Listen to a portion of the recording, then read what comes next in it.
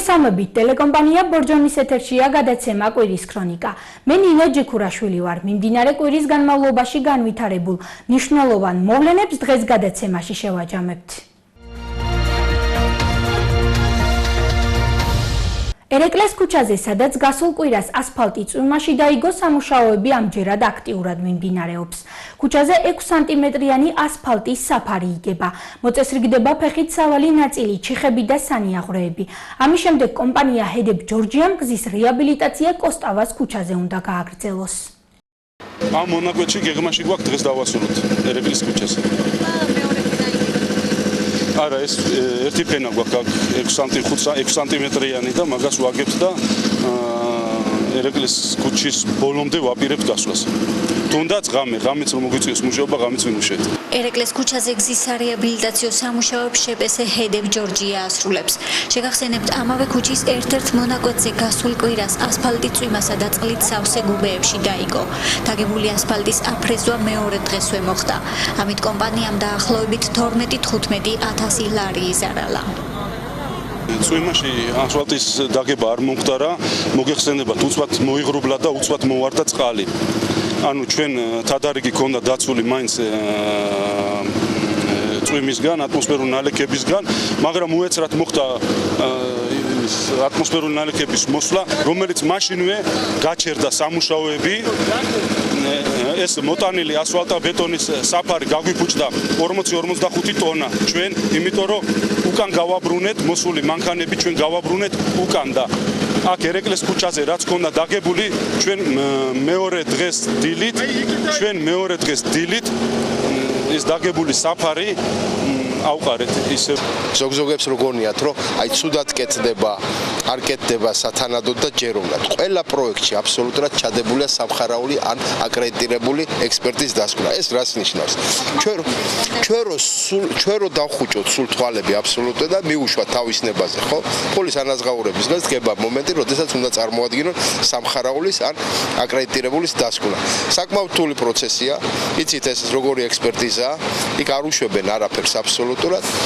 იმ გოსტებით, იმ ოსტებით, რაც არის, იმით ხელმძღვანელობენ და ესე იგი, იმის თქმა, რომ ზოგ-ზოგი ერთები რომ ლაპარაკობენ, რომ აი ბორჯომში უსახურად იგება, ცუდად იღება, გამორიცხული. ვაშლოვანის დასახლებაში აღმაშენებლის ქუჩაზე მცხოვრები მოსახლეობა ხელის გაწმენდას და გზის მოწესრიგებას ითხოვს.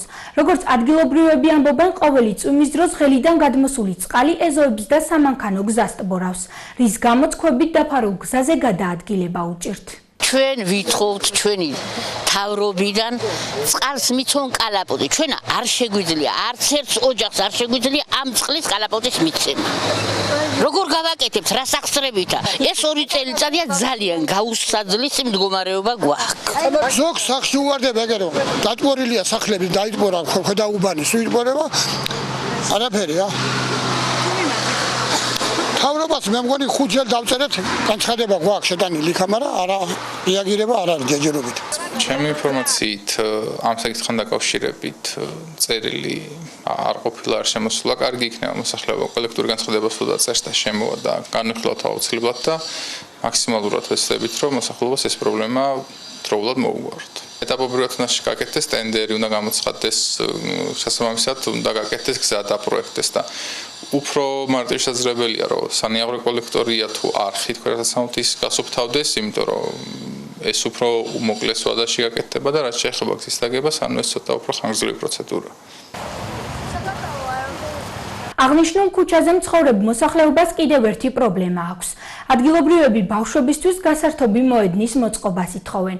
საბავშვო ატრაქციონები აქ წლების წინ დამონტაჟდა, თუმცა ამჯერად მწყობრიდან არის გამოსული.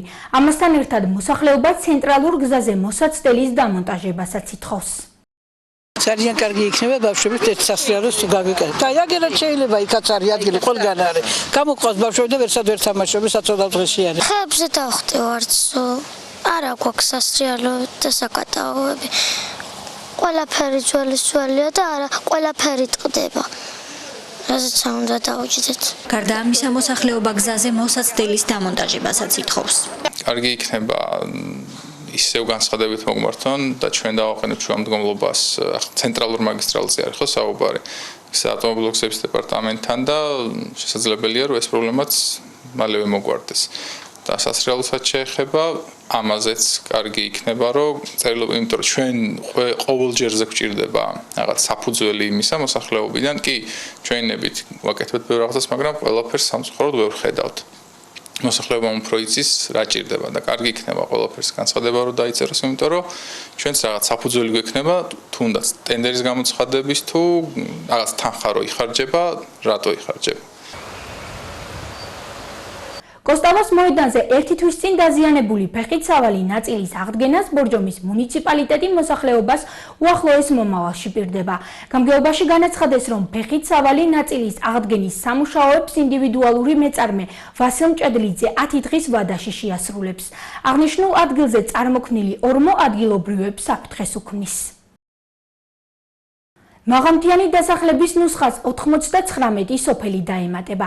მათ შორისაა ბორჯომის მუნიციპალიტეტის 6 სოფელი და 1 დაბა. პრემიერ-მინისტრის განმარტებით დამატებით 38,000 ადამიანი ისარგებლებს იმ სოციალური შეღავათებით, რასაც ითვალისწინებს კანონი მაღალმთიანი რეგიონების განვითარების შესახებ. მისივე თქმით, ამ დასახლებების თავიდანვე შეყვანა ნუსხაში ვერ მოხერხდა. იმის გამო, რომ არ არსებობდა დასახლებების ერთიანი ნუსხა და სისტემატიზებული მონაცემები. ბორჯომის მუნიციპალიტეტში სტატუსი მიენიჭება სოფლებს დვირი, სადგერი, ცემი, კორტანეთი, დაბა მზეთამზე და დაბა წაღვერს. გადაწყვეტილება მაღალმთიან დასახლებათა ნუსხაში 99 დასახლების დამატების შესახებ საქართველოს მთავრობამ 2016 წლის 23 ივნისს გამართულ მთავრობის სხდომაზე მიიღო. შეგახსენებთ, რომ პირველ ეტაპზე სტატუსი ბორჯომის მუნიციპალიტეტის 16 სოფელს და 1 დაბას მიენიჭა. ბორჯომში პლატოს ტყეში ბეჭდავი ქერქიჭამიას მონიტორინგი მიმდინარეობს. მავნებელთან საბრძოლველად ფერომონიანი მწერმჭერები პლატოზე ეროვნულმა სატყეო სააგენტომ 2013 წელს განათავსა. სააგენტოს ინფორმაციით ამ ხნის განმავლობაში 10 მილიონი მწერია განადგურებული. ახლა იმ მწერების შეგროვება მიმდინარეობს, რომლებიც აპრილში დამონტაჟებულ ხაფანგებშია განთავსებული. ეროვნული სატყეო სააგენტო უკვე წლები ახორციელებს ბეჭდავი ქერქიჭამიას წინააღმდეგ ბრძოლის ღონისძიებას. 2013 წელს დაიდო დასკვნა, რომლის საფუძველზეც გაიცა რეკომენდაცია, რომ სამცხე-ჯავახეთის წიწვოვან კორომებში გამოყენებული ყოფილიყო ფერომონიანი მწერმჭერები. მავნებელი ეს არის ბეჭდავი ქერქიჭამია Ips ტიპოგრაფუსი, რომელიც აზიანებს ჩვენს წიწვოვან კორომებს, კერძოდ ნაძვს. ეხლა ვიმყოფებით მეოთხე საველე გასვლაზე, ჩვენ საკმაოდ დიდი რაოდენობით გვაქვს უკვე დაჭერილი და განადგურებული ბეჭდავი ქერქიჭამია და აღნიშნული ღონისძიება გაგრძელდება შემოდგომამდე ოქტომბრის თვის ჩათვლით. ქაღალდი გაჟღენთილი არის ნივთიერებით, ნივთიერება იფსოვიტით, ანუ კონკრეტულად ამ მავნებელი ხოჭოს მისაზიდი ნივთიერებით. ეს არის ახალი ფერომონი, ეს უკვე გავადაგასული, რომელიც უკვე ასუსტებს თავის მოქმედებას. ორ თვეში ერთხელ ვცვლით ჩვენ ფერომონებს ახლით, ძველებს ახლით. და აქვს სპეციფიური სუნი? და უფრო კი, სპეციფიური სუნი აქვს, ნაძვის სუნი, რომელიც იზიდავს ამ მავნებელს სუნზე, რომ მიდიან, ეჯახებიან ხაფანგს და ცვივდებიან აი ამ ღიობებში. პლატოს ტყეში ბოლო რამდენიმე კვირაა ხეები ინტენსიურად იჭრება. ეროვნულ სატყეო სააგენტოში მიზეზად სანიტარულ ჭრებს ასახელებენ. სააგენტოს უფროსის მოადგილის განცხადებით, ეს ტყეში გავრცელებულ მავნებელთან ბეჭდავ ქერქიჭამიასთან ბრძოლის ერთ-ერთი მეთოდია და აუცილებლობას წარმოადგენს. სანიტარულ ჭრებს ტენდერში გამარჯვებული კერძო კომპანია ახორციელებს.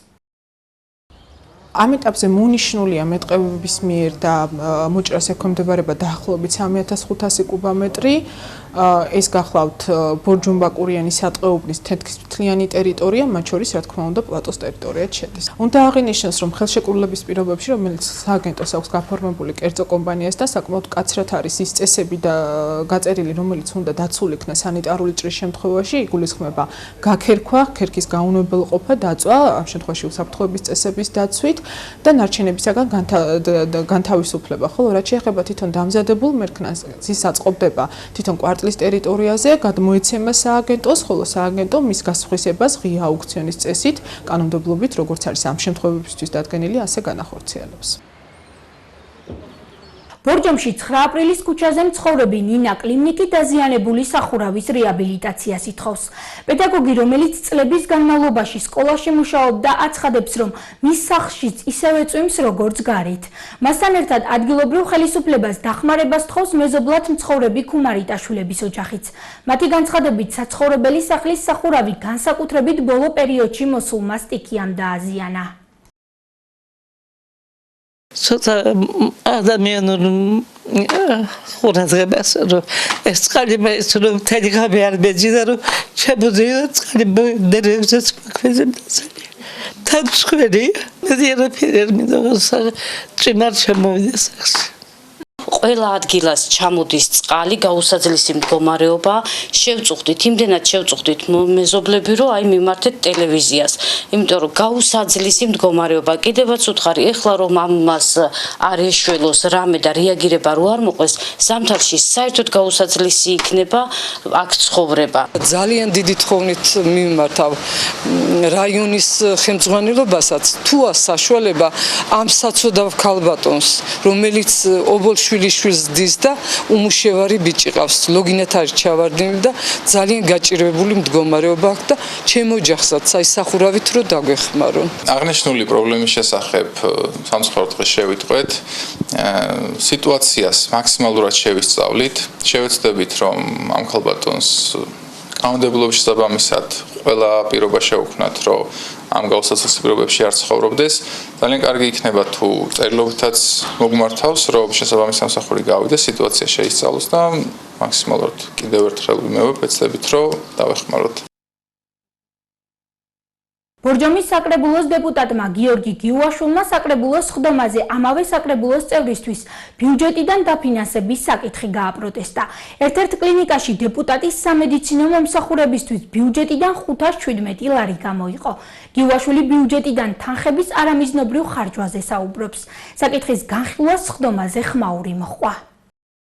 აღიარა საკრებულოს თავმჯდომარემ, რომ ფრაქციის თავმჯდომარე ვარლამ ხვინგია, რომელიც იღებს 1650 ლარს ხელფას, მას როგორც სოციალურად, ასე ვთქვათ, დაუცვეს თუ როგორც ვისაც ესაჭიროება დახმარება, ეხმარებიან 500 გეტყვით ზუსტად თანხას 517 ლარით.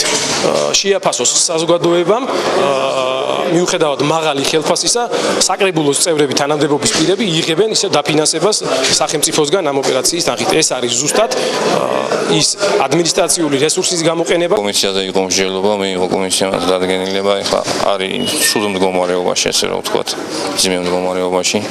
ამიტომ ეს სიაში მოხდა პრაქტიკულად მარტო თვითონ გიუაშვილმა არ დაუჭირა ხარი, დანარჩენი სოფლამ დაუჭირა ხარი და გადაწყვეტილება ესე იგი სრულად მიღებულია.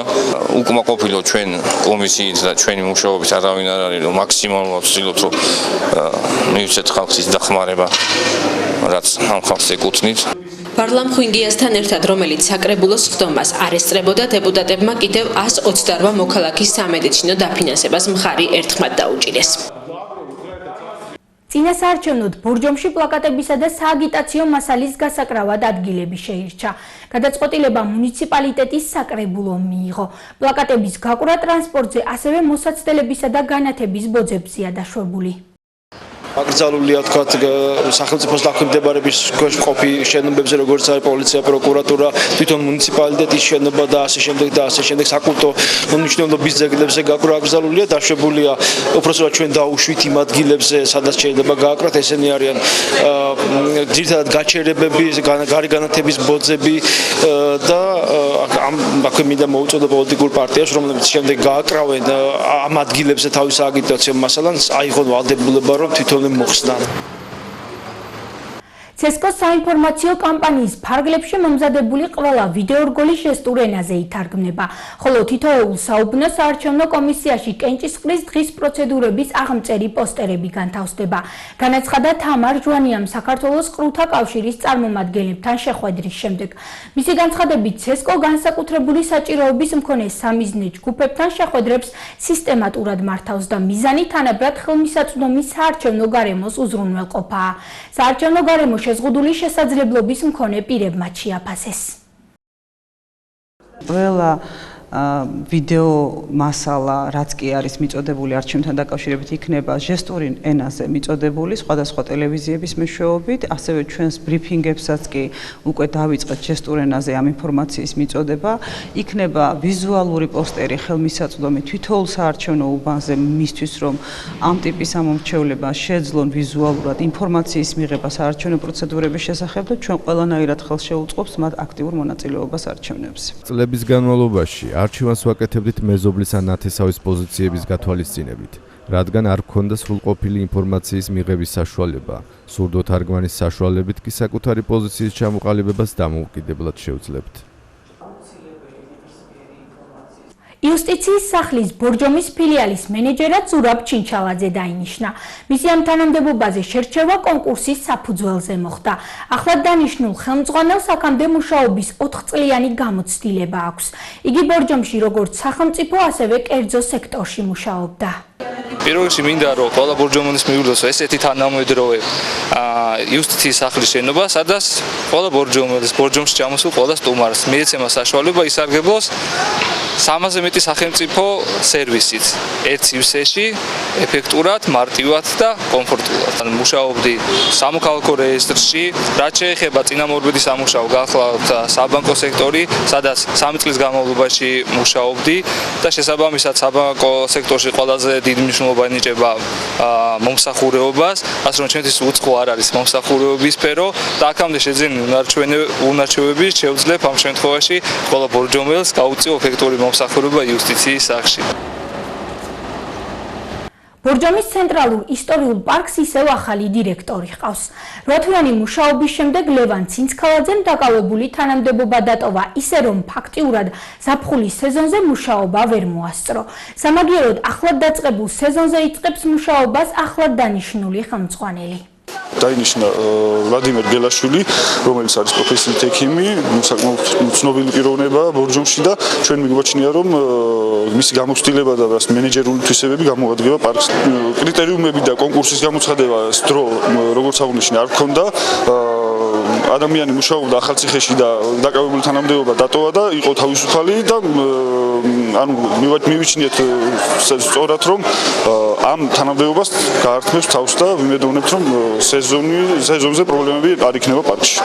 დღეს პარკში მისულებს ახალი დირექტორი ადგილზე არ დაგვხდა. რაც შეეხება უკვე ყოფილ დირექტორს, ლევან ცინცქალაძე ჩვენთან სატელეფონო საუბრისას ამბობს, რომ თანამდებობა საკუთარი განცხადების საფუძველზე დატოვა. ბოლო 2 წლის განმავლობაში კი პარკში უკვე მეოთხე დირექტორი შეიცვალა. 2014 წლის იანვარში ეს თანამდებობა თემურ წეველიძემ დაიკავა და იმავე წლის ოქტომბერში გათავისუფლდა. ამის შემდეგ პარკს ივანე ბორტიშვილი ხელმძღვანელობდა, რომელიც 2015 წლის ოქტომბერში ლევან ცინცქალაძემ ჩაანაცვლა. ეს უკანასკნელი კი რამდენიმე თვეში ვლადიმერ გელაშვილმა. ბორჯომში სამკურნალოდ და გასაჯანსაღებლად ჩამოსულ დამსვენებელს ქალაქის დატოვება ისე უწევს, რომ მინერალური წყლის დაგემოვნებას ვერ ახერხებს. ამის მიზეზად ადგილობრივი და ჩამოსული სტუმრებიც ერთს ასახელებენ. ეს ბიუვეტში წამოსული წყლის მცირე დებეტია. ხშირად კი პარკთან ახლოს არსებულ ბიუვეტში წყალი საერთოდ არ მოდის. ფაქტს აპროტესტებენ როგორც ადგილობრივები, ასევე ქალაქის სტუმრები. გადის დღეები, მაგალითად ყოფილა 3-4 დღეც, რომ წყალი საერთოდ არ მოდის რა. მე ხან იქ ჩაბერავენ რაღაცას, ხან რაღაცნაირად წამოაცოცოტა ხოლმე, ერთი დღე მაქსიმუმი, მე ისევ იგივე მეორდება. აქეთ ხალხი საერთოდ აღარ მოდის, გუშინ ერთი გიდიც იყო მოსული, გიდებშიო ხმა გავარდა, რომ ბორჯომში არც წყალი მოდისო და გზებით საშინელ მდგომარეობაშია ბორჯომი, საერთოდ აღარ მოდის ხალხი. აი ზამთარში უფრო იყო მოძრაობა ვიდრე ეხლა. დამსვენებლები ყვირიან, ჩვენ ამისთვის მოვდივართ, რომ ბორჯომში რა გვინდა. მოდიან ხალხი გაბრაზებულები მიდიან, ჩხუბიც ჰქონდათ და ერთი ამბავი იყო. მაშინ როცა ჩვენი გადამღები ჯგუფი ბიუვეტთან მივიდა, წყალი ამ რაოდენობით მოდიოდა. დაახლოებით 9 საათის შემდეგ კი წყალი თანდათან შემცირდა და შეწყდა. ამ ადამიანს დღეს ყველაზე ნაკლებად გაუმართლა. 500 გრამი წყლის ავსებაც ვერ მოახერხა. მოდის და საერთოდ წყდება, ზოგჯერ საერთოდ აღარ არის. აი ხა მოხდის და უკვე ძალიან ცოტა მოდის. მოგვიწევს რიგში დგომა ალბათ საათი. როცა შეიძლება და 10 წუთში აგვიმს. ასე ბიუვეტამდე მისულ ადამიანებს ხშირად უკან დაბრუნება წყლის გარეშე უწევთ. ბორჯომის მუნიციპალიტეტში ამბობენ, რომ მინერალური წყლის საკითხი მათ არ ეხებათ. რაც შეეხება წყალზე ლიცენზიის მქონე კომპანია IDS ბორჯომი საქართველოს. კომპანიაში ამბობენ, რომ ისინი ჩამოსული სტუმრებისა და ადგილობრივი მოსახლეობის წყლით უზრუნველყოფისთვის ბორჯომის მუნიციპალიტეტს მინერალურ წყალს უსასყიდლოდ გადასცემენ. ამ კონკრეტული ბიუვეტის შემთხვევაში კი ჭაბურღილზე დამტკიცებული მარაგი არის შედარებით მცირე, ამავდროულად წყალი ამოდის თვითდინებით, რის გამოც წყლის ნაკადი მძლავრი არ არის. ზაფხულის სეზონი აქტიურ ფაზაში შედის. ბორჯომში ჩამოსული დამსვენებლები ხშირ შემთხვევაში სასტუმროებს მიმართავენ. ადგილზე ფუნქციონირებს როგორც ხუთვარსკვლავიანი, ასევე საოჯახო ტიპის სასტუმროები.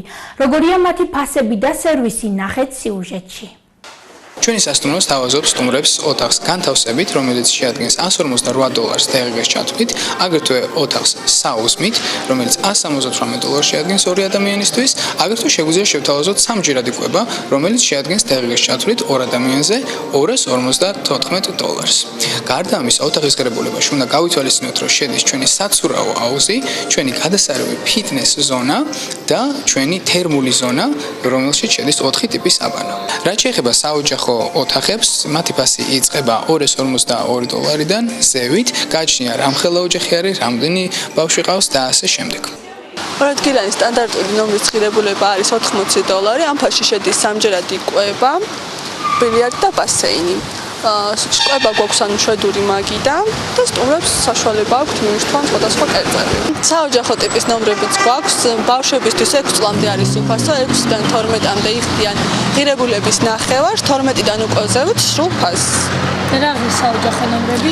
საოჯახო ნომრების ფასი არის $120-დან ზემოთ, ანუ გვაქვს ნომრები 2 ადგილიანი პლუს 1 ბავშვისთვის, 3 ადგილიანი ანუ ბავშვის საწოლებით და სხვადასხვა ფასები არის. 2 ადგილიანი ღირს 60 ლარი, ერთი ადამიანი თუ მოდის და 2 ადგილიანს იკავებს, იმაშვებით რა, უკლევთ ფასდაკლებას უგეთით 40 ლარში უშვებს. 7 ადგილიანი ნომერი 30 ლარზე გამარა 200 ლარში ბავშვებით ღირებულობთ. ასეთი 3 ადგილიანი 90 ლარი. ეს იმ სასტუმროების არასრული ჩამონათვალია, რომლებიც ბორჯომში ფუნქციონირებენ. თუ დასვენებას ოჯახურ გარემოში გადაწყვეტთ, შეგახსენებთ, რომ ადგილობრივი მოსახლეობისგან ბინის დაქირავება მინიმალურ ფასად შეგიძლიათ. მინერალური წყალი ბორჯომი უკვე მე-6 წელია საქართველოს ეროვნული ნაკრების პარტნიორია. კალათბურთის ფედერაციის პრეზიდენტმა მიხეილ გაბრიჩიძემ და კომპანია IDS ბორჯომი საქართველოს გენერალურმა დირექტორმა ზაზა კიკვაძემ ურთიერთთანამშრომლობის მემორანდუმს ხელი მოაწერეს. ხელმოწერის ცერემონია ბორჯომში გაიმართა და მას საქართველოს სპორტისა და ახალგაზრდობის მინისტრი ტარიელ ხეჩიკაშვილი ესწრებოდა. სტუმრები ბორჯომის ნომერ 1 ჩამომსხმელ ქარხანას ესტუმრენ და მსოფლიოში სახელგანთქმული მინერალური წყლის წარმოების პროცესს გაიცნენ. ღონისძიებას საქართველოს კალათბურთის ეროვნული ნაკრების წევრები ესწრებოდნენ. მემორანდუმის თანახმად ბორჯომი 2016 წელს წინა წლების მსგავსად კვლავ საქართველოს ნაკრების პარტნიორი იქნება. მინდა განსაკუთრებული მადლობა გადაუხადო კომპანია ბორჯომს და მის ხელმძღვანელობას, მათ არა მარტო კალათბურთის, ქართული სპორტის ძალიან ბევრი სასიკეთო პროექტი განახორციელეს და დარწმუნებულად შემდგომშიც განახორციელებენ და ეს არის ძალიან კარგი მაგალითი კერძო სექტორის, სახელმწიფოს და ფედერაციის თანამშრომლობისა, რაც რა თქმა უნდა ხელს შეუწყობს ჩვენი კალათბურთელების წარმატებას და გვზიარებს თუ ჩვენი კალათბურთელები არავითარ გაგვახარებენ შემდგომში წარმატებებით და გამარჯვებით. ეს 6 წელი ბორჯომთან თანამშრომლობის არის წარმატების 6 წელი ქართული კალათბურთისთვის, უკვე ბორჯომი აღინიშნება როგორც ჩვენი კომპანიის ერთ-ერთი წარმატების სტილისტმა, თანამედროვე თანამშრომლობის სტილისტმა და მინდა რომ წარმატება უშურო კომპანიას და ასევე მოუწოდოს სხვა კომპანიებს მიბაძოს ბორჯომს და ჩაერთოს ქართული სპორტის განვითარებაში. ვალდებულად ვთქვით ჩვენ თავს, რომ გვერდი დაუდგეთ ჩვენ ეროვნულ ნაკრებს კალათბურთში, რომელიც არის სახე და წარმოაჩენს ჩვენს ქვეყანას ევროპაში და ასევე მთელ მსოფლიოში.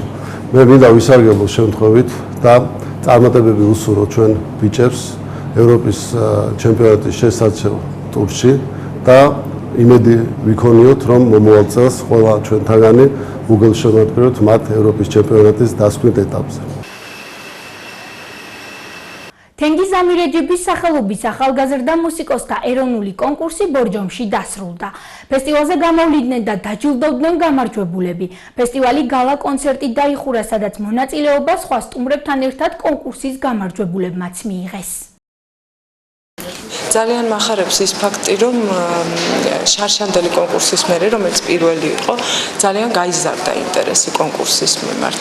ძალიან ბევრი ნიჭიერი ახალგაზრდა მონაწილეობდა, 80 მონაწილე ყავდა საქართველოს სხვადასხვა რეგიონიდან. მინდა ძალიან დიდი მადლობა უთხრა მათ პედაგოგებს, რომ ესეთი შრომა გასწიეს და მომავალშიც ველოდებით ასევე ბევრ მონაწილეს. მნიშვნელოვანი იყო ეს კონკურსი ჩემთვის. ავიღეთ გრან-პრი, აგრეთვე პირველი ადგილი მუსიკის კონკურსზე და აგრეთვე 3 სპეციალური პრიზი. ძალიან გასახარი იყო, რომ ჩამოვედი თბილისში, საქართველოში, რომ ყოფილიყავი ამ კონკურსის ჟიურიში, საშა კურსანტიასთან და თათალიჩელთან ერთად. და ყველას მინდა რომ მიულოცო ყველა მონაწილეს, მონაწილეობის მიღებას და ლაურეატებს ის წარმატება, რომელიც მიაღწიეს ამ კონკურსზე. მინდა დიდი მადლობა გადაუხადო ჟიურის წევრებს, რომლებმაც გამოძებნეს დრო და დაესწრნენ ამ კონკურსს. დიდი მადლობა მინდა ყველა მონაწილეს გადაუხადო და მათ ვინც ამ იდეას ხორცი შეასხა. ასეთი იყო მიმდინარე კვირის აქტუალური მოვლენები. შეგახსენებთ, რომ გადაცემის ნახვა შეგიძლიათ ტელეკომპანია ბორჯომის ვებგვერდსა და Facebook-ის გვერდზე. მე მომავალ კვირამდე გემშვიდობებით. გმადლობთ ყურადღებისთვის, ნახვამდის.